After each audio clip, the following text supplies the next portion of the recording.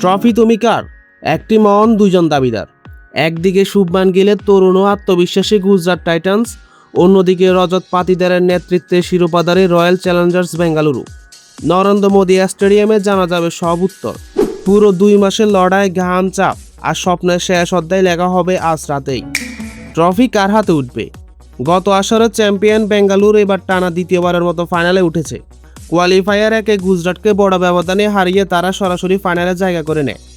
অন্যদিকে গুজরাট টাইটান্সও কম না, আইপিএলের ধারাবাহিক দলগুলোর মধ্যে একটি। 5 মৌসুমে এটি তাদের তৃতীয় ফাইনাল। সাই সুদর্শন, জস বাটলার, রশিদ খান ও কাগিসো রাবাদাদের নিয়ে গড়া দলটি দ্বিতীয় শিরোপার স্বপ্নে বিভোর।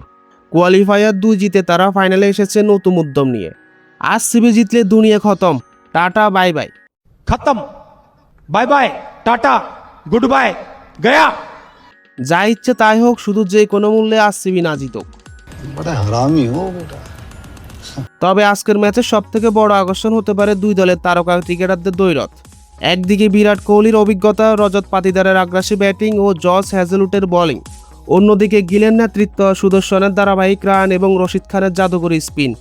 ম্যাচের ভাগ্য নির্ধারণে এই তারকারাই সবথেকে বড় ভূমিকা রাখতে পারে। তো আজকে এটুকুই। যত গ্যাঞ্জাম ক্যাচাল প্যাচাল সব নিয়ে কথা হবে কাল। আর হ্যাঁ, চ্যানেলটা সাবস্ক্রাইব করে দিও।